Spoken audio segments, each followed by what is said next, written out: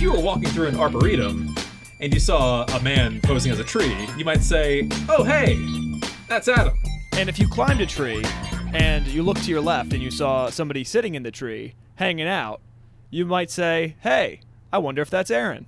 And this is Kenan and Kel with Adam and Aaron, where we climb trees metaphorically and physically sometimes, but never together. We have never podcasted from a tree, though that may be on the agenda. We are here to talk about some top 10 moments from Kenan and Kel. Specifically, the top 10 moments from Kenan and from Kel. Yes, so this is not the top 10 moments of Kenan and Kel acting together in the show that's called Kenan and Kel. These are the top moments of the character Kel Kimball, and then the top 10 moments of the character Kenan Rockmore.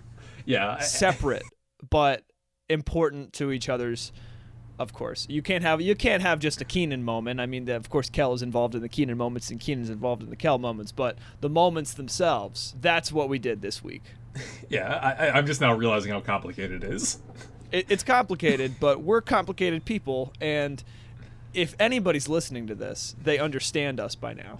Yeah, we are at the pinnacle of our Kenan and Kel fandom, so we really want to zoom in on the individuals here. My grasp of Kenan and Kel feels like, do you remember the first Transformers movie?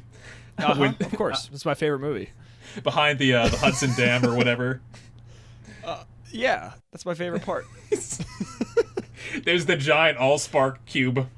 Yeah. And then, like, Bumblebee touches it, then it turns into, like, a tiny cube. I feel like that's my grasp on Kenan and Kel right now. It was once this giant, enormous artifact, and I've slowly been compressing it into, like, a hand-sized amount. Yeah, it's at the point now where, somebody asks you, like, what are your hobbies? And I say, well, I have a podcast with my brother where we review every episode of Kenan and Kel.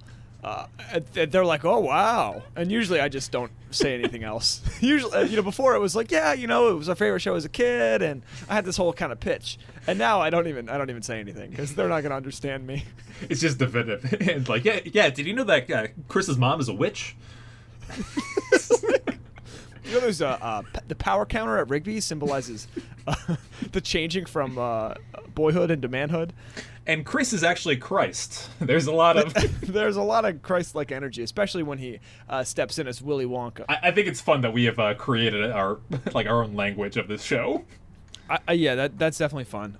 And our own language of favorite episodes, favorite moments, and callback. And what's really funny is that even though we're very specific about how we talk about Kenan and Kel, when you sent me the prompt for this week, it says top 10 Kenan moments and top 10 Kel moments, which is almost as vague as it could possibly be, because what does a moment mean? Are you talking about a one bite, or like a sound bite, or a whole scene, or a whole episode? It was very vague, and I think when we were making these lists, we both kind of took different approaches, which is totally fine. And that's the way we do our list, which is fine with me. I never put down more than one. I basically did my favorite moment from each episode. I went through it in my mind. I went through it on my notes, quotes and stuff like that. I got a lot of quotes, but there are some ones that are like kind of full scenes. And I kind of just went through. I first off thought of some of my favorites, and then I went through some YouTube clips and just to kind of refresh my memory about different scenes and outfits and ages, and just to kind of refresh my memory of some of the episodes I haven't seen in a while. And then I went through Paramount Plus and I looked through some episodes and clicked through real fast, and I was like, oh my gosh, I couldn't believe I forgot about this. So what I think I did in my lists was encapsulate different aspects of each character. Ooh. Kind of from the bottom, the number 10 is more so like oh yeah, I remember that was awesome. And the number 1 is just like, pinnacle character development, or character, not even development, but moments. So That's how we did it. Yes. We're also going to try out a fun game of trying to guess what the other person's kind of pitching with their quote, like what episode it's from. And this may be disastrous, but I think we should just commit and do it the whole way. Yeah, we'll drop it if it doesn't work out halfway through. But let's before we go much further, let's talk about some Kenan and Kel news.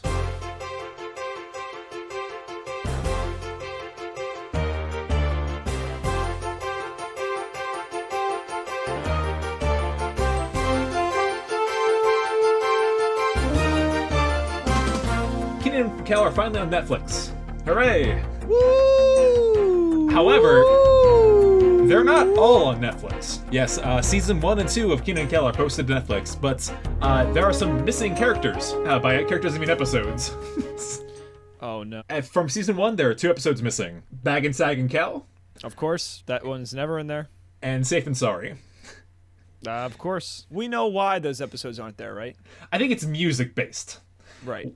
When Kel enters Rigby's as a member of Angus's barn, they play a Coolio song to bring him on because they're like, oh yeah, the theme song, and copyright now they're like, yeah, nah. I think it's also true to the Italian music played in Safe and Sorry. It's true to 2 other episodes in season 2, but I find this crazy that they couldn't find the rights to these because this doesn't make any sense to me. Bye Bye Kenan Part 1 and 2 are missing. Yeah, what the heck? That's why people watch Kenan and Kel, to watch those 2 episodes. Yeah, and the music that's played in those is just the slower iteration of the theme song. Do do do. Certainly, if they have the Coolio rights, the theme song, they can have those rights. I don't understand that at all. That No, doesn't make sense. I think someone messed up. I think someone got scared of hearing weird music, and Either that or Netflix for some reason just didn't like the acting or the build up, or I don't know what it could be, but they have all this criteria that they'll never explain to people. it's true. And Oh my sometimes gosh. they'll take an episode just cause. Zoe 101 Mhm. and all that are also on Netflix. As well as Ned's Declassified. Oh my gosh, I have to catch up. Yeah, I think it's a lot of the early seasons, all that seasons 2 and 3. Ned's Declassified is just the first 2 seasons, and I think they did that because they did a little sample and see how well it's received. So I guess if you want more Kenan and Kel, keep watching. Yeah, I'll tune in. I'll tune in and I'll see if anything changed. Maybe that'll be a good project. You just admitted that you use Paramount Plus, so you're not a member of this project. They're missing stuff on Paramount Plus too. They're missing Bag and Sag and Kel. I haven't Yeah. seen that episode in a long time. I went to my notes to find some of my favorite moments from that one. You might see some later. So first, let's get into since we talked all Kenan last episode. Why don't we kick it off with our favorite Kel moments? Who loves orange soda? Kel loves orange soda. Is it true? Is it true? Oh yes, it's true. Ooh. I do. Ooh. All right, I'll go first. And remember, we're playing our game here, so you have to guess. This episode involves Kel and one of his almost mystical talents. He's not only gifted, but he's also a very productive member of society. Is this from the episode He Got Job? Incorrect. Oh. Hey, that feels good. I've Oh, yeah, I know. You feel really redeemed, don't you? I do.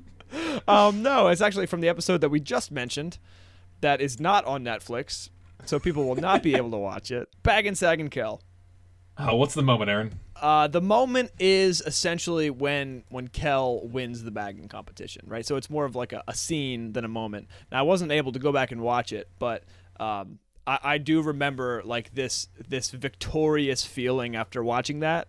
And I know it's a little bit of Kenan and Kel working together, but just Kel being kind of embraced and lifted up by the Rigby's family. Can you remind me of how this goes? Because it's in my top 10 Kel moments, but can you just refresh my memory? They basically pulled a fast one on Angus, Chris's rival. They have staged Kel's working for Angus, Kenan's working for Rigby's, and Kel's an amazing bagger, but he faints under pressure, so they had him working for him. He faints at the end of the competition. Kenan wins, and as Angus leaves, they realize it was all a plan to sabotage the competition, so that Chris would win for the first time in 14 years. Okay, so Kel didn't even win, right? No, but he and Kenan are like, man, you're you should have you considered being an actor? Yeah, and right, bits like right. that. And so what I like about this moment from Kel is that I think it's one of the first times we see one of Kel's hidden talents. Yeah. Which is a big part of kind of Kel's mystery as he goes throughout the season in the series. He has all these little things that we don't really understand that he's excellent at. And, you know, sometimes they get exploited, and sometimes they kind of become core parts of the episodes or the shows. And so I think this was a really a good one because it showed that Kel has value, and I think that kind of helped Kenan respect Kel a little bit more. But yeah, that's my number 10. It's not a great one, but it is that the focus of the episode is Kel's special talent and gift. So I wanted to include that one. Cool. My top 10 moments is from when Kel is reliving his experience at the spelling bee, trying to spell the word hippopotamus. HYPP, and he faints. Do you know the episode? I can guess. IQ can do better. Bag and Sack and Kel, the same one as yours. Oh no. So yeah, no, that's mine there. I'm not gonna elaborate too deeply into why it's a great scene. I just like the fact that he can misspells it in such a funny way. Right. And it shows him acting to a great potential. My number 9 is a little more story based. So in this occasion, Cal spills something onto Roger and then pushes him out the window. Yes. This is a great moment from the episode, Get the Kel Out of Here. Right. Yeah, Nice. It's pork chowder that he spills on him. And this is Roger's mad at him for the many bodily injuries that he's had in his past and now in the present time of this episode. Especially this episode. There's like 5. They're at the pork shack, and he's apologizing by giving him a hot soup. It's so hot that he burns him, and then like within 2 seconds, wipes it off with like everything that's on the table and just pushes him out the window. So, an amazing moment of Kel really quickly ruining things and doing one of my favorite things, which is annoy Roger And injure him. Yes, Devastatingly. I think following this, he like has a broken arm. Isn't that not the last time he falls out a window that episode? No, he jumps out in pursuit of Kel afterwards. Yeah, proactively, so he doesn't get pushed. You'll see that in my top 10 Roger moments in the future. Yes. That's definitely a good callback. Definitely a top 10 Kel moment. I'm glad you included that one. Thanks. What's your 9? There's actually 2 moments from this episode, so I am totally expanding on the term moment, but it's an episode that has a lot to do with going on dates, and the episode begins by Kel harassing a young woman for being dumped. Do you know the episode? Yeah, it's 3 girls, a guy, and a Cineplex. Yeah, right. So this opening scene is Kenan and Kel come in, and the Rockmores are with their friend, and then their friend's daughter, who just got dumped by her boyfriend. And then Kenan comes in and starts asking about blah, blah, blah. And Roger's kind of giving, like, the cut it out signal. And Kel thinks, oh, my gosh, Mr. Rockmore, you're choking. So he goes over and he tries to save him from choking. And then Mr. Rockmore says, no, like, I'm not choking. I'm trying to say that she just got dumped. And then Kenan goes, dumped? And Kel goes, yeah, dumped! Like, she got her heart ripped out. He takes a pillow and he throws it on the ground. And he's stomping it and stomping and stabbing. And that's an excellent Kel moment. Yeah. And it's just a great, like, little skit. And then later in the episode, when they're at the Cineplex, with the 3D glasses for Kung Fu Rabbi, and Kel is just kind of walking around making a fool of himself in the whole entire lobby. Yeah, I've got an honorable mention from that episode, which is when Kenan's insisting that like Kel's here just to see a movie by himself. Meanwhile, in the background, Kel's shouting at the register, "Let me get 4 tickets! I want 4 tickets for Martians from Mars in 3D. Don't confuse the 3D with the 4. It's 4 tickets."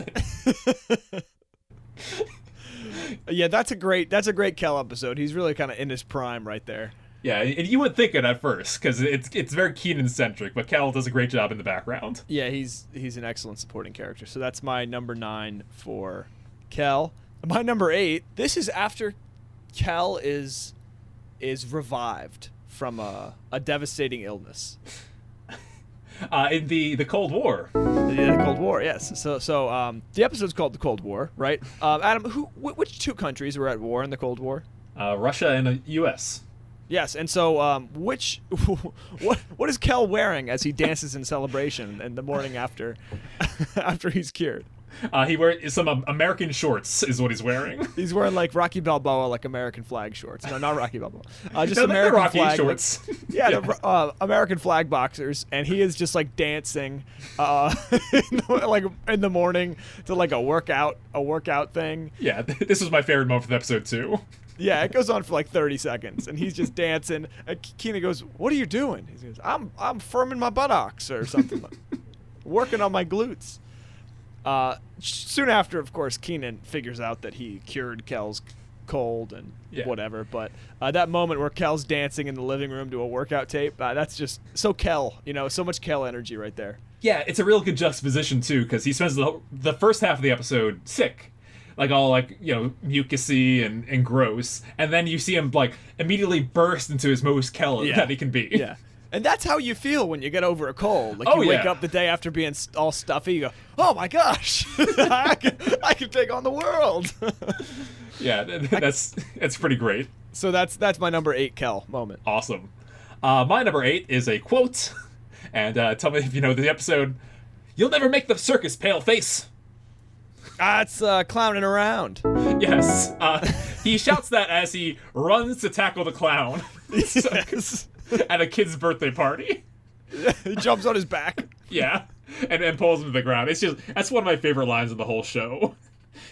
And it really, his outfit too, the little tiny fire cap on top of his head.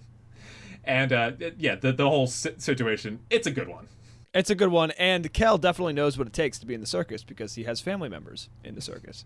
Yes, he knows where the cutoff is. That's right. He's like, "You're not gonna make it." What a low blow. Speaking of cutoff, my number 7 is Kel delivering this line, "I saw that you were hungry." This is from April Fools.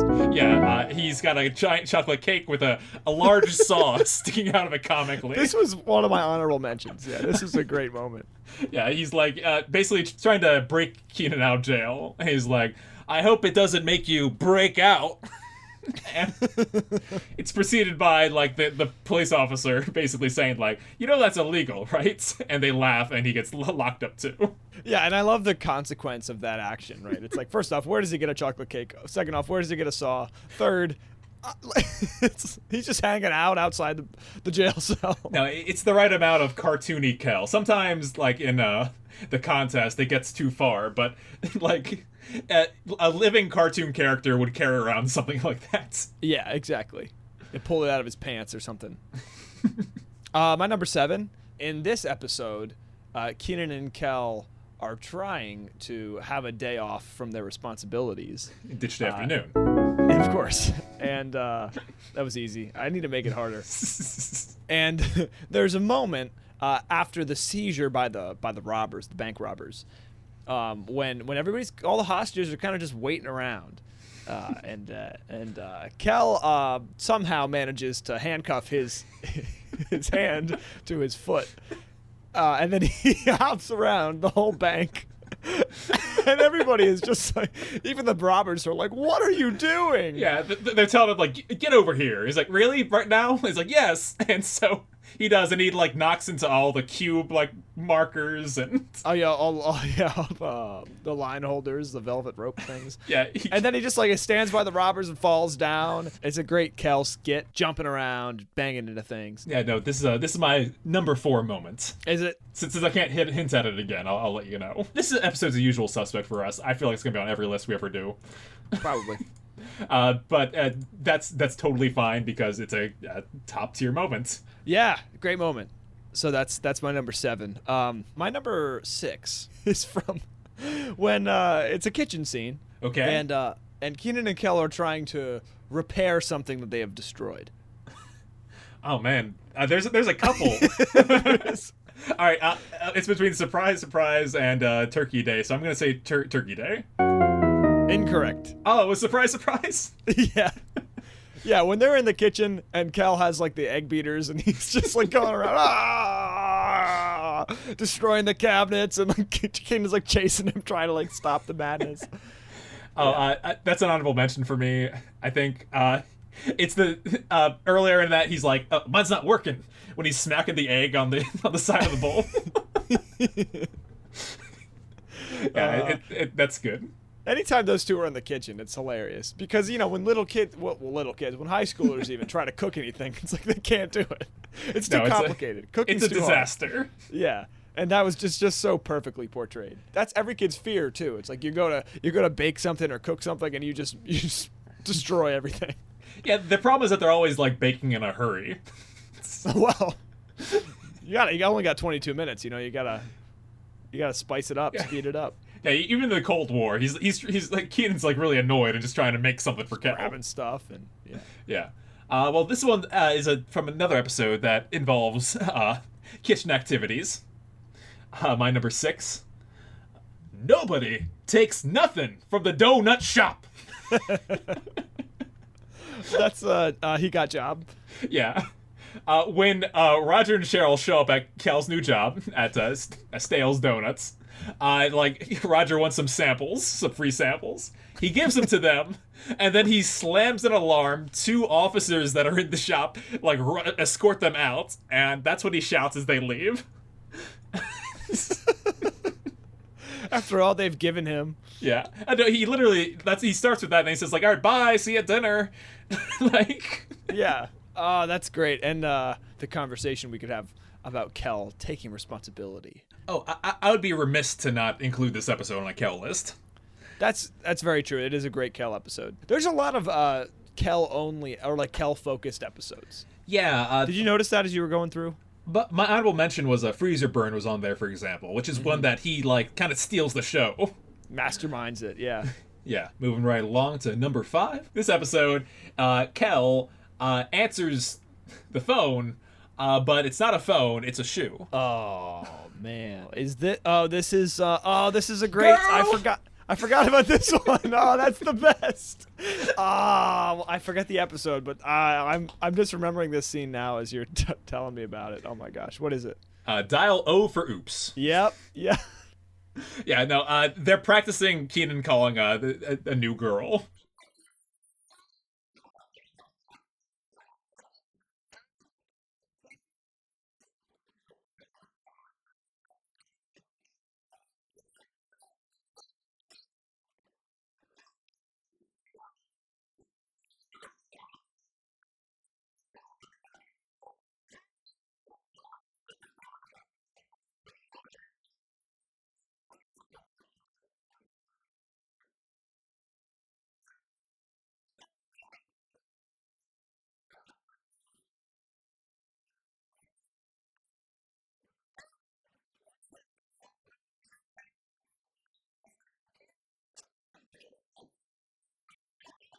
Just to Kenan's annoyment in the background. Annoyment. Yeah. Annoyment and Neumann. Neumann. That's a great moment. I honestly think we should play it. Thanks for reminding me of that moment, Adam. Definitely honorable mention because it didn't make my list. Yeah, and I already had my number 4 that I just dropped. So why don't you tell us your 5 and 4? Okay. And your number 4 is the Ditch the Afternoon, the handcuffed. That's such a great moment. Another great moment from that episode is when he goes, all right, I'm going to put some money in 2 separate equal piles so you guys don't argue about it. Before turning on the fan, of all things. Trying to appease the robbers. It's good. It's Kel's so great good. that episode. I completely agree. My number 5 comes from an episode where Kenan forgets his responsibilities. Oh man, it's so many of them. Hang on. House sitter? Yes. Okay. I knew you'd get it. Yeah. It's the Kel moment. So of course this episode is just so chaotic. I watched back some clips from it. It's the most chaotic and anxiety provoking episode. I watched it in the middle of. I had a busy week and I watched that episode and I was like, I don't like this. Everything is dead except for Norman. Yes, the fish.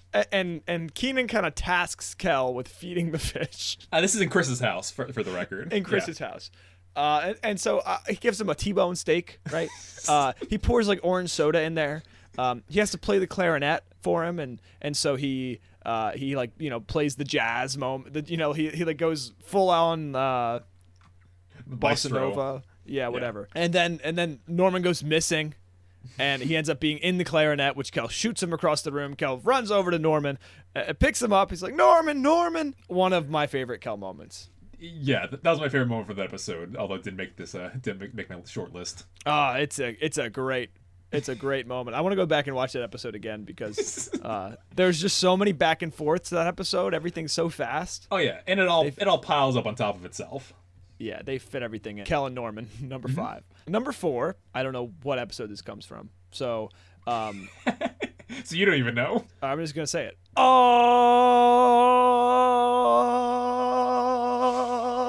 here it goes. And whatever the extended "oh, here it goes" is, where he starts dancing. And yeah, it's don't have time for the paints, I think. Is that it? Yeah, I believe so. And he just goes like crazy with his dance moves. Yeah.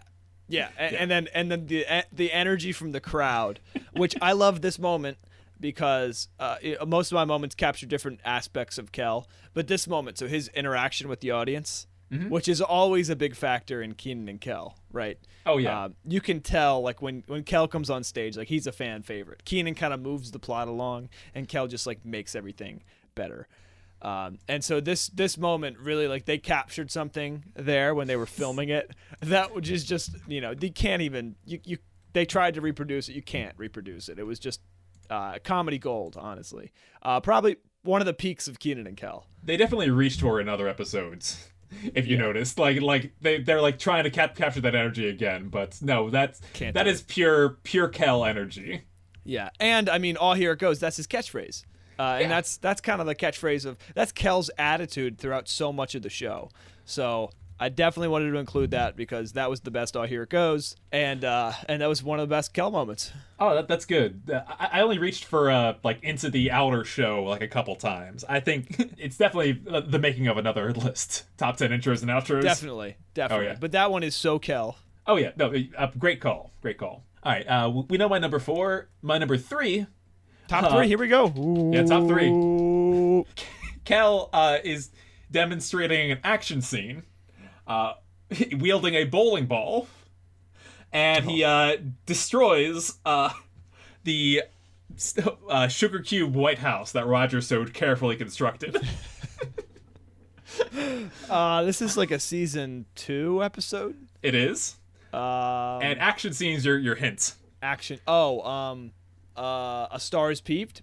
Yes. Ah, nice. Yeah. When I first rewatched this, like, back in high school, like, this made me laugh out loud. Like, I like lost it when I saw him, like, just swing around this bowling ball. Because I didn't expect it for some reason. A scene that introduces a bowling ball and like something precious to Roger. But it is one of my favorite ones of him destroying something that loves him. What's great is that Roger is like so... I use the word precious. Like, it's Kyra's, like, homework project, but like a good dad, like, he is... Oh, he takes over. Yeah, he's overly obsessed with it. And Kel just comes in to do what he does best and ruin his day. Absolutely destroys his day. I'm glad you included a lot of Kel and Roger, because I didn't include enough. Yeah, it's an important aspect of his character to me. Aaron, what's your 3 then 2? I have a feeling that our top 3 are gonna have some overlap. So I apologize for probably stealing your number 1. That's fine. Please. Okay. My number 3 is an episode that is near and dear to both of our hearts, but especially yours. It's the episode you show people when it's time for Kenan and Kel, and it's the episode with quite remarkably like one of the best Kel interaction. I mean, I guess it's moments in the whole show. I don't know if that worked. Did that work? Can you guess? Mo Sweater Blues? Nope. Oh, please. Turkey Day. Yeah, I kept Turkey Day off my list this go round. Did you? Yeah. Oh. I want to mix it up from the usual suspects. All right. Well, Turkey Day it is. Just when Kel gets the turkey stuck on his hand, when he eats the whole turkey, he is just destroying Thanksgiving. And that episode is just Kel at his best. Yeah, I love even him like stealing the turkey from like Meats. saying to like the server, don't tell nobody. Yeah. As it's like sticking out the hole in his shirt, and like no, every inch of that episode is great Kel. It's just smothered in Kel. So that's my number 3. My number 3 is Kel in Turkey Day, essentially. Well, that's very fair. Good call. What's 2? It's the first one, Adam. The pilot episode? Nope, the first one. Oh. Should we say it together? Sure. 3, 2, 1. Who loves orange soda? Oh. You know what? I'll be honest. I didn't put Who Loves Orange Soda on my list. Yeah, see, I couldn't not put it on. No, it's super Kel. It's crazy, awesome, and incredible Kel. The first time he does it. Yeah, purely, almost fully improvised, from what I understand. It's the greatest, like, love story in Nickelodeon sitcom history. Like, that's it right there. Like, no Josh and Mindy, no no Zoe and Chase, no Carly and whatever his freaking name is. I don't think they end up together. Well, maybe they will, because the show's back on. Oh yeah, actually, never mind. Yeah, it's the first ever Who Loves Orange Soda. Kel loves orange soda. Is it true? Yeah. Mm-hmm. I do. Yeah, no, it's I treat it as old hat. He does it a lot. He does it often, but you're right. That first one, there's something special to it. There's something special. So maybe our lists aren't that similar. I think our number 1's the same. It has to be. It can't not be the same. But my number 2, I don't think you would get it. Well, test me. Kel is placing a food order.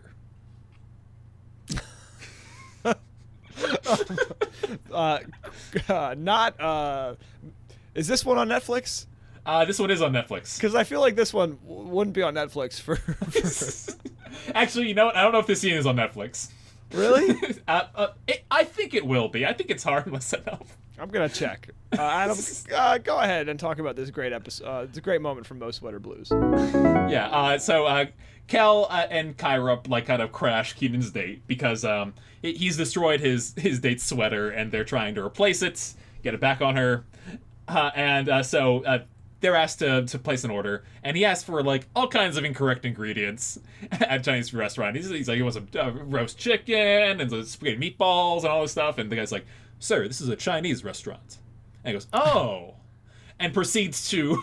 Well, you first think it's him delivering his order in like perfect in Chinese, but his Chinese is gibberish, and apparently what he actually did was call the waiter's mother a cow.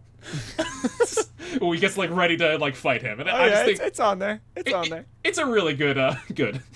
It's a good gag. It's a classic gag that I think is often forgotten. It is a classic gag. That's a great moment. Thanks for bringing that one up. Yeah, it's on there. Yeah. So anyway, let's share our number 1. Which, come on. It has to be. It has to be. All right, on the count of 3. 3, 2, 1. I dropped the screw in the tuna. Talk about moments that they tried to recreate. Like, I feel like Kel was chasing this phantom the rest of the series. It's amazing that this is the second episode, and it's so good, and it's so just so true to his character. It's him screwing up in one of the biggest ways possible. Literally screwing up. Yeah, he's honest to a fault. He didn't tell Kenan earlier because he's not that bright, and he's over the top in the way that he bounces off the courtroom, falls into the judges, the cube. Don't take me to jail, man! Don't take me to jail! Doing the thing with his shoes. Not to mention, even before this, he high fives the bailiff. Yeah, like that. That's just such a classic moment. The really, taking of the screw. No surprises here. 90s Nickelodeon history. Nickelodeon history, to be frank. Yeah. Before we move on to Kenan's list, do you have any other honorable mentions you want to drop? I think. But my lists are like I couldn't stop. I have like 24 on each one. I'm gonna pull some favorite lines that I think you might recognize. He refers to Chris as Cirque Retop. And then Chris says, "Kelly, you're making my head hurt." He says, "Really? This is what makes my head hurt." It proceeds to grab like a detergent bottle and knock himself in the head, knock himself out with it. That's great. Oh, that's cool. Describing the fact that Mark Cram's room and Kenan's are across the windows from each other. When you guys want to talk to one another, you can tape a message to his phone and throw it back and forth to each other. I have one, Adam. I have one. When Kel's like fixing a light or something, and then the stool gets knocked out from under him, and his legs are flailing. Yeah, that's a really good early episode. We can rub these two icicles together and make a fire. When they go into Mark Cram's house and he just gets peanut butter everywhere. Yeah. When he learns that Babe Ruth is dead. Not the babe!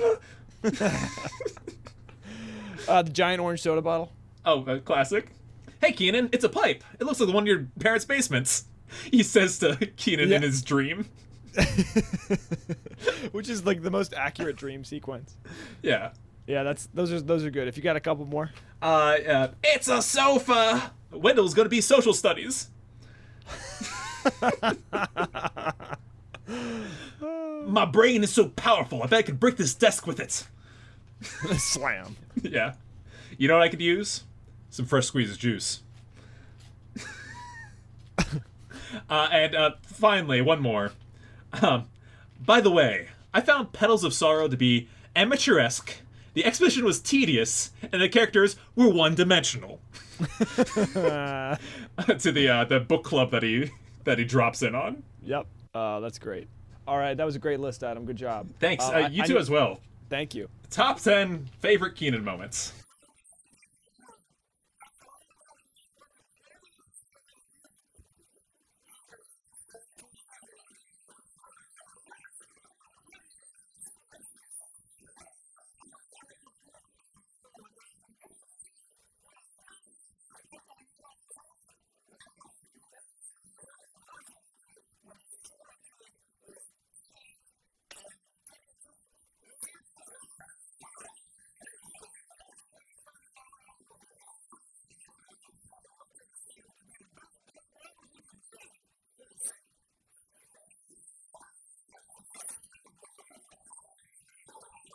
I'll go first this time. All right, go ahead. Washington red delicious apples.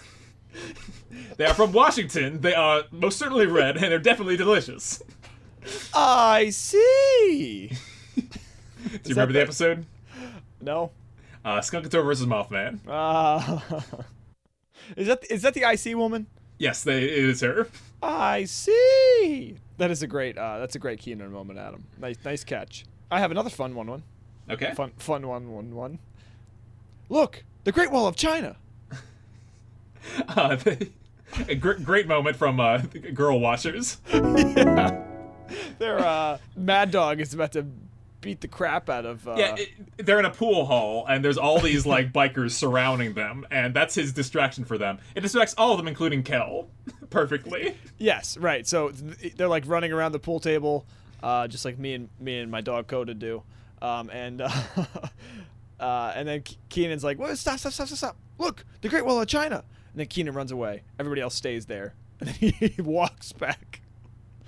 And he just that's one of my favorite Kenan moments. My number 10. Classic Kenan moment. It made my short list. By short list, I mean like it was like 24 out of. Yeah. It was 24 for you? No, that was 10. Yes. Great. What's your number 9? My number 9. Kenan is somewhere he doesn't want to be. He doesn't want to be there? No. Let's see. Clowning around. Nope. Where is it then? He stuck is my head. My head is stuck. Stuck my head. My head be. I don't even know. Which of those words don't you understand? Well, I understand all those words, Kenan. Good. Then you can see we have a problem here, you oddity. I'm the oddity. You're the one who has his head stuck in his fence. Yep. Yeah, that's just that whole of course development is just hilarious because Kenan's yelling at Kel, except he's in no position to yell at Kel, which again, great Kenan moment, just capturing his frustration, but also just like Kenan uses words to kind of get himself into and out of situations. Sure, those are his tools. Those are his tools, and this time it's just not working. It doesn't matter what you say to Cal. I think one of the reasons that episode works so well is that Kenan's at such a disadvantage. Like Yeah, all he's usual handicapped. tools have been handicated. Yeah. Right. Yeah. That's That's a great Kenan moment, and I wanted to include it in there. It's good. That's my 13. Literally, that line is what I wrote down. So Yeah. that how in sync we are. Yeah, we are in sync for here. My number 9. Oh yeah, well you're fired. Oh man, that was a great idea, man. You're rehired. I forget. Corporate Kenan. Kenan has a job as the vice president of Dim Sum Enterprises, and he has to give a presentation on what they do for work. He has no idea, so he's boiled himself down to just like making a mess of hiring and firing people. So it's a very good scene that shows Kenan. It's kind of the opposite of fenced-in. It's like he only has his words to get him out of this situation, so it's just him waffling and trying and talking and trying to get through it. Corporate Kenan is a great episode, and I love it because Kenan's like successfully, and we talked about it last episode, but Kenan successfully manages to get himself into this company. It's too great of a thing. Like instead of him failing, he succeeded like too well. Yeah, and he could have just pretended that he knew what he was talking about, and he maybe kept the job for a little while. My number 8, Betty. Oh man, these are hard. Yeah, no, I can elaborate a little bit more. He's shouting in the back of a store for someone to come to the front. I don't know. The raffle. Okay. He's in Crazy Betty's electronics store. Oh, Crazy Betty. Yeah. Cal is playing with the camera up front, and Kenan is so like paranoid that he's gonna break something that he's like slamming on the gas for Betty to come back out front. Right. Yeah, Crazy Betty. Woo, woo, woo, woo. Yeah, he meets Cal in like 40 years. Yeah. Essentially what it is. And it's like, Betty! Yeah, so... Yeah, whenever Kenan has that change of pitch in his voice, oh my gosh, it's priceless. It's a good Kenan energy. What's your 8? Naked. From Close Encounters. Yeah. I'm naked! It's not just that line, but just that whole development of Kenan just having to hide and run around with it in his underwear, and somebody else takes his clothes, and he has to kind of just deal with it. And then he just insults this poor retail worker named Rudy. Yeah, that made my short list for favorite Kel moments too. Yeah. Just how he like hypes up all the customers of this store, just saying how attractive they look, and like in like a very wholesome way. It's really wholesome. But the episode ends with Kenan running across town naked, and it is a great Kenan moment because, again, I kind of what I did with Kenan's list especially was I'm like, okay, how can these moments kind of capture their character traits? Well. I feel like Kenan, like that's something that happens in your nightmare, right? Like, you run around naked. That actually happened to Kenan because he is living a nightmare. Cal's own like foibles have caused him to live a nightmare scenario. Yeah, that's just a great episode, a great moment from season 3, right? Yep. What's your 7? So, Kenan is giving a speech. He's giving a speech. And he does this a couple times, so I'll elaborate a little bit more. He's giving a speech to people who are trapped, and he's trying to reassure them. Oh, it's either freeze or burned or ditch the afternoon. I'm gonna go with ditch the afternoon. Incorrect. Freezer burned. Yeah. I am gonna make sure.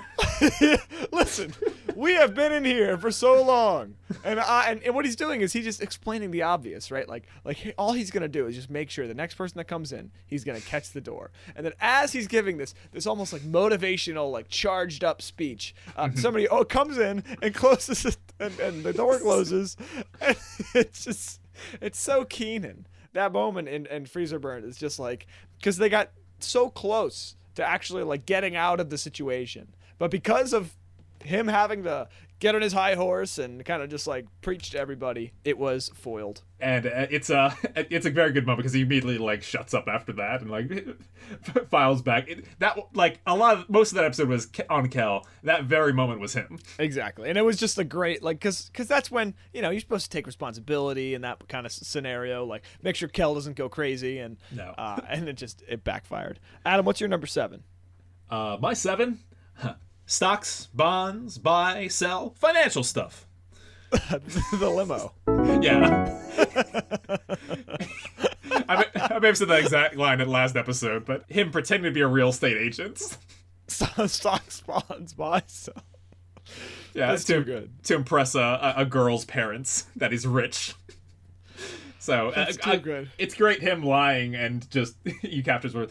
The rest of that scene is gold for Kenan too. By the way, Kel's outside doing his own thing, but Kenan's in here, don't you want to put on something else? Like to his date, which is not the thing that you tell your dates. Yeah, he's just trying to stall. Good catch, Adam. My number 6 is very specific. Chris is on his doorstep, and he slams the door in his face. Oh, he's on Kenan's doorstep? Yeah, this is the last thing that Kenan wanted to happen to him today. Let me share with you Chris's line. He comes in and he says, "None of these are your parents, son." Parental guidance. Yes. It's like things are going haywire as the actors that Kenan has hired to play his parents are making a mockery of with Principal Dimly in his house. I can't believe Principal Dimly ended up at his house. Meanwhile, there's like a subplot about Chris is like really concerned that Kenan's like losing his mind. So he rings the doorbell. He opens the door. Kenan opens it. Chris is there. He's like, "Kenan, and he just slams it in his face. It stuck with me a lot, and I just think it's really good. That is a great moment. Encapsulation of the stress that Kenan's going through in that instance. Oh my gosh. Great moment there. That's you. My number 6. Another moment when Kenan is confronting people in courage. He is courageously standing up to people who are doing wrong. And he's coming up with a solution as to how they can maybe get away with things. Is it Ditched Afternoon is my pitch again. It is. All right. Yeah, so Kenan stands up to the robbers and helps them come up with a plan so that him and Kel can get out of trouble. He basically says, all you have to do is let all the other people go and then keep me and Kel here. Which yes. And it's so that he doesn't have to get in trouble. Again, another core Kenan character trait. My number 11 is the Kenan moment from that episode where he gives them the locker room speech. Would Michael Jordan quit in the middle of a game? Would a fat man quit in the middle of a sandwich? Would George Washington quit when his cherry tree was stolen and taken to New Zealand? That's a great episode. But yeah, that moment for me, like when he's just confronting these criminals who are terrible criminals. He's trying to make them better criminals, while making sure nobody finds out. And then instantly it's like the newsman. He goes, apparently 2 heroic teenagers have sacrificed themselves. It's just so not thought out. Yeah, a good time for Kenan to step up to the plate. Yeah, so those couple moments right there, he was very courageous as he faced adversity. My number 5 moment, it's an episode that I just mentioned, and for Kel, Kenan's eyes go like this. Oh man, it happens so often. But like the one time when it really happens. Is it the scene in Oh Brother? Nope. No, is the one in Cloud and Around? Nope. Oh, which one where he makes the big eye face? House sitter. House sitter. When Roger goes, Kenan, when is Chris coming home after? Anyways. And he realizes and he does his like, classic Kenan face. Just no responsibilities. Like I don't have to work. Like this is just great. And it's that moment he realizes like, oh my God, I have forgotten all of my responsibilities, my very few responsibilities to water plants. Yeah. And that's just that moment right there. And then really it's kind of just Kenan as they're trying to fix the house. Him managing Kel and managing the whole everything falling apart and just making it so much worse. So that all in all is my number 5 Kenan moment. It's one of his flaws to like kind of quantify the problem, not really solve it one step at a time. A lot of those things were easy fixes. Yeah, but panicking always Yeah. makes things worse. I meant to say better as a joke, but it came out as worse. You're correct. That's very true to all these Kenan situations. Nothing like a good Kenan panic to make things happen.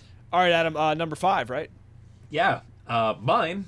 Hang on. If you'll give me one moment here. Sure. An Oinston, a bicycle pump, a white picket fence, a magic flutes, one of those little bitty blue things, a pound of butter, a patty melt, a lawnmower, Brian Gumble, a bunch of assorted cookies and other things we can snack on. And meet me at the circus. Come on, spicy.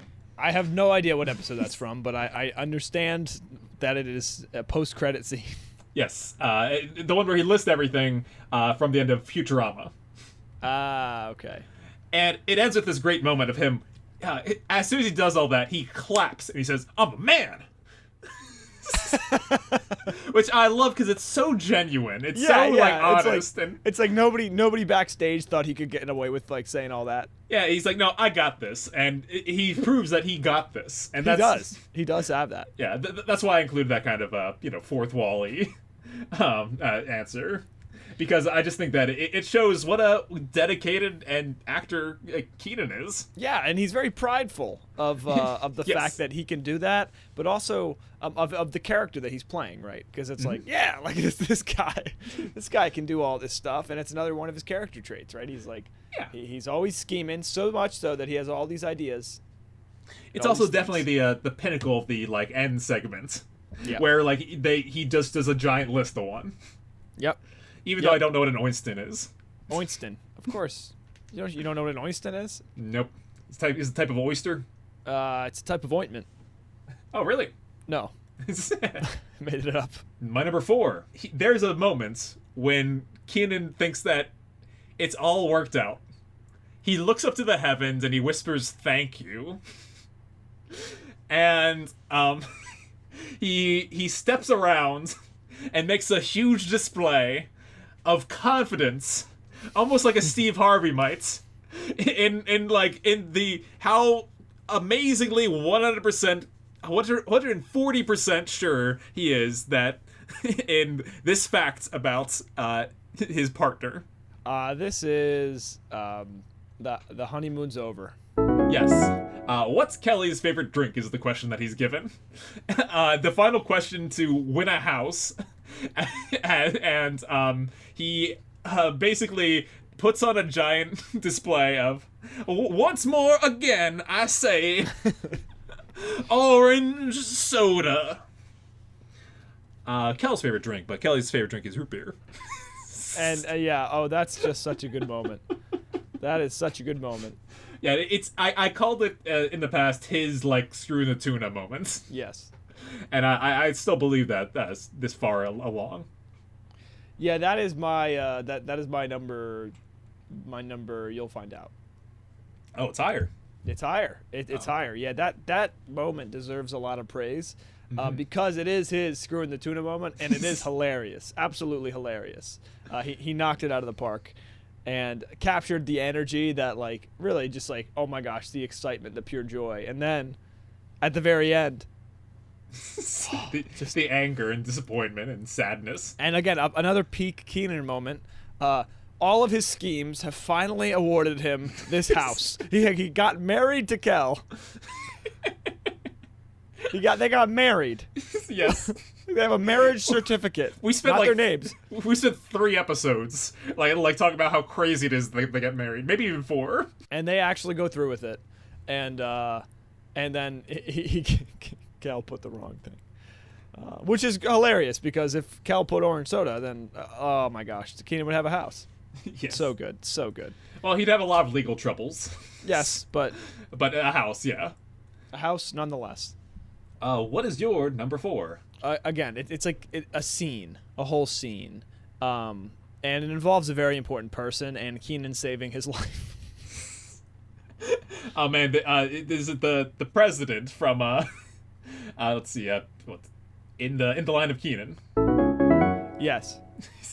This is high on your list. This is high on my list, Adam, because the Secret Service comes in and he says, "We'd like to speak to who's in charge." And Kenan's standing behind the counter with Kel next to him, and he goes, "I'll tell you what, as long as you see me and my boy behind this counter, you're talking to the man in charge." Ha! That's my man going down, Kel goes. And then Kenan goes, "What?" That scene plus him like jumping in to save the president. But really that moment, because we talked about the power counter so much. Yes. And it is true. Like Kenan's standing behind the counter and he's saying, "As long as you see me behind this counter, I'm in charge." And he does actual good job. Yeah, you know? he's asserting to the Secret Service that Yeah. he is in charge. And this is like 14-year-old Kenan, so it's so Kenan. Yeah. Like that idea of like, I'm in charge, this is me, like I'm the boss, and then I'm the leader of all of this. And that sentiment carries with Kenan throughout the whole show. And I think at this moment, and when he saves the literal president of the United States, that just kind of shows like the potential of Kenan's leadership, to be honest. Oh, that's a valuable scene in Kenan's history. I think so, yeah, and I think it deserved to be on the list. That's why it's that high. Good pick. I'm glad you didn't like play favorites with any episodes that you've historically not liked. No, I'm fair with it. I'm Yeah. fair. Yeah, because that was a great Kenan moment. Number 3. I'm gonna switch my number 2 and number 3 because this moment's so good. I'll say my number 3 is the favorite drink. Yeah. Okay. The one that you just went. Very good. Yes, because I wanna talk a little bit more about, because I think the moment that I'm about to say in a minute is a little bit better. Great. So now it's time for your number 3. Yep. Top 3. Do. And the award for best parents goes to Roger and Cheryl. Here we are, a lovely trophy. I have no idea. It's a scene that starts with him ringing the dinner bell, waking them up real early, have them come downstairs. This is season 4. Yep. It's What does Kenan want? a car? His driver's license. Driver's license. Oh, Yeah. right. Car trouble is the episode. Right. And I picked this one for like number 3 because it shows Kenan like doing his hardest, like with prep time, and Yep. it's kind of messed up too. Like he's like giving his dad like a massage when he doesn't want it, and he's waking them up at 5 o'clock or whatever, and Yeah, it's like as long as it's his way. they nice. immediately know something's up. He gets Kel to like play the violin and all this stuff. So I thought it was a Kenan moment of him just going all in on one of his schemes. It's true. Yeah, that was a great moment. My number 2. Go ahead. It's a little scene where Kenan is sitting in a doctor's office all by himself. He sees the little hammer on his on the table. He picks it up. He hits his knee a couple times. Doesn't seem to work. Hits his other knee. He kicks. He knocks over the tray and spills everything. It's a little scene from an episode. Do you know the episode? I don't. Who Loves Orange Soda? Oh, boy. Right, because they're in the hospital that episode. Yeah, they're at the doctor's office. Oh, that's a great moment. And again, I captures a lot of Kenan, right? The curiosity. Yeah, the sheer curiosity, but clumsiness. I'll admit that some of these are true personal picks. That's fine. But I really That's like what these that. lists are. Yeah, no, I love it because it harkens back to the history of Kenan and Kel. It's a silent comedy, like, performance. Right, that's true. It's slapstick that Kenan delivers. And it's a scene that I think in any context, like, there's a gif of that I often will tag on episodes, that you get the joke just by looking at it in any language, and it makes sense. So Right. I love it. I think that's a great callback and a great inclusion in the list. Nice job. Thank you. 2 and 1, Aaron. Bring them on. It's the early morning and the early part of this episode when Kenan is dancing his face off to funk in the Rockmore's living room, and he is just dancing. The energy is immaculate, and The honeymoon's over, Aaron. It is indeed. And then Cheryl and her book club walk in, and they start like kind of mocking him, and he's like pulling his robe off and just funking out. And then that moment, that's one of the best moments in the show, in my opinion. I love the moments when the characters are just by themselves dancing, because you see so much of their personality, and just like through that because you can't fake dancing. Well, it also kicks off his wants and desires. He wants to have a home all to himself. Right, where he can do that. His parents own the house, so he can't. Right. Yeah. And it's just this childish wish to just be able to dance naked in your house. Yeah, beautiful moment from Kenan. So that's my number 2. It is just a great kind of 30-second, 45-second segment of Kenan dancing. Excellent pick. Tell me about number 1. My number 1 is a personal favorite of both of ours. Mm-hmm. When Kenan saves Christmas. Merry Christmas, Kenan. Yeah. So when Kenan steps in and he plays Santa, mm-hmm. and then he delivers the bike to the family, and it's just the best. It's very good. It's the true heart of Kenan. It's the heart of Kenan, and what I did on my list is I included different parts of Kenan, mm-hmm. and this is I think the core of Kenan. I wish they came back to this kind of Kenan towards the end of the show. I wish the show had a better conclusion, and it kind of allowed this goodness to come out again, instead of just like more like chaos with the freaking TV movie. But in the meantime, it's the compass that Kenan's heart is true. Exactly. His true intentions is like kind of are guided by. And if we'd never had this moment from Kenan, I don't know if we would have looked at him the same way throughout the show. That's just my personal opinion. But no, I agree with that. It's the most important Kenan like scene and moment. Yeah, and so that's why I included it as my number 1. There's no shame in that number 1. I went with a personal favorite for my number 1. Let's hear it. Can you use the word officiates in a sentence? Kenan can. He says, a man got sick because of officiates. Do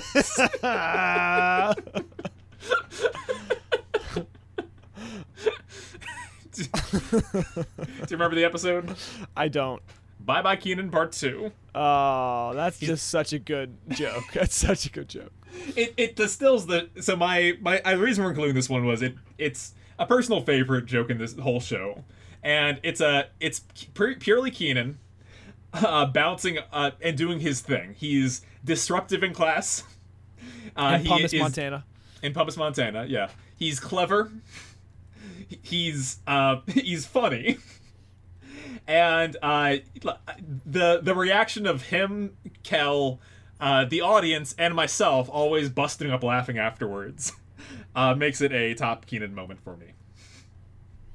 Yeah, that's a great moment. I mean, if you were in class and that situation happened, and like a kid in class said Aaron, that, I'll be honest with you. I've been waiting my entire life to pull off. Use that joke. To pull off a man got sick because of officiate. I haven't gotten the chance, and I don't think I will at this point.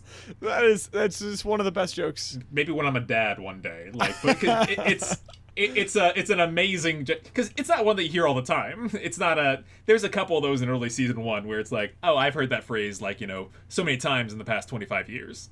I never hear officiate as officiate. That is incredible. It's so good. It's so many levels.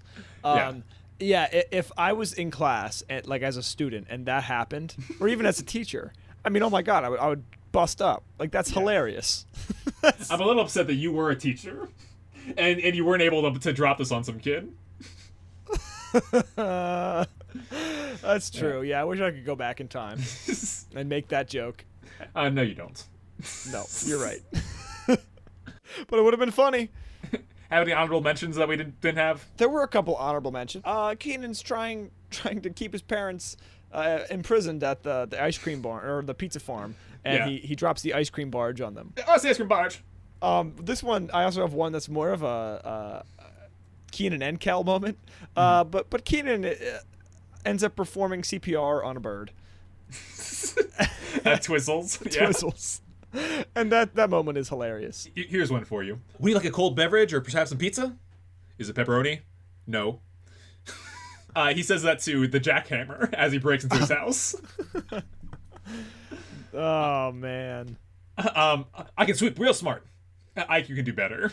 He's got the very low IQ score, and he's trying to prove to Chris that he's smart. Oh yeah, right. Yeah. Yeah. There's the scene in Rigby's where he's made faces out of cabbage and lettuce, and he's like having a whole kind of conversation between them. Yeah, that's excellent. That's hilarious. She's like what, in her 20s? She's all old. He says that in The Crush about Miss Horn. Yep. Back to Twizzles Fizzles. I got to pack my bags. He just says I have to go to Japan or whatever. There's so many good like lines in that I did not write down. But it's an excellent episode. Oh, Cupid, why have you shot me in the heart with one of your arrows? Is that also The Crush? Who Loves Who is that? Who one? Loves Who? Oh, right. Oh, there's the moment where he begs Bill Bellamy. Yep, that's very take good. Pictures. Then Mark comes in and says, "You come on!" Whatever. Dedicating his life to make sure no harm comes to any rat ever. Yes, of course, reaching his life goals. Yeah, yeah, of course. Him with his giant list and house sitter. Yeah. I've got one more in here that I think we can end on. You should have called it Janet in a pot of no talent. I don't even get that one. He says that about the paintings that they do in class. Oh, in to a pot Janet. with no talent. Oh, yeah. I don't know why, but every time I read that one on my list, it made me laugh. Then in that case, I'll end with when they're locked in the safe and he's pointing the flashlight around at him, Kel, and the Diamond Bandits. So many great moments here from Kenan and Kel, and I'm glad we got to kind of encapsulate them. Yes, we did. So, Aaron, I have, before we go, a quick Fantacam for you. Awesome. Let's hear it. At Woodrow White on Twitter has shared a picture, a Polaroid, from 1998 when he met Kenan and Kel. No way. Yeah, it's a pretty incredible Polaroid. Let me one sec. I'll send it to you because I want you, in the spirit of this episode, to guess which episode it's from. Oh. Which episode it was behind the scenes at. Okay. It's autographed by Kenan, who says "God bless," and Kel, who says "Stay cool." Oh, look at that. That's good. And Woodrow's got a little Cat in the Hat shirt on. Oh my God, he's such a great photograph. Oh my God, that's awesome. Just them wearing that outfit. Kel's dressed as a waiter in the pink jacket, which would mean it's We mentioned it's the donut episode, of course. Oh, right. He got job. Yeah. But Kenan's outfit does not help. That's his classic green shirt. He wears that all the time. That is Kenan's outfit, though. That's awesome. Yeah.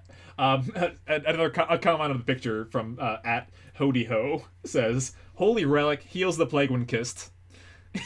In response to this Polaroid. That's amazing. What a great Polaroid. That's amazing. Yeah, I reached out to Woodrow to tell us a little bit about his experience, but I've not heard back yet. Okay, that's awesome though. Thanks for sharing that. Yep. So that is the end of our episode.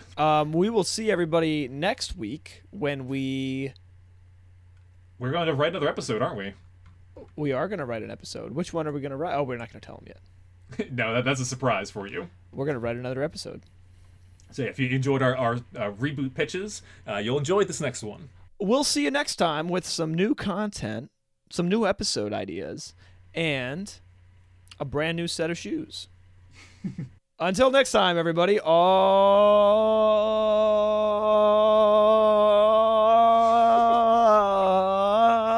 dancing so good.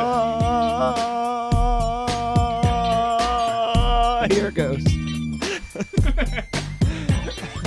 Thank you for listening. You can send us an email at KenanCalPodcast@gmail.com or leave us a voicemail at anchor.fm/KenanCalPodcast. You can find us on Twitter, Instagram, TikTok, all at KenanCalPodcast.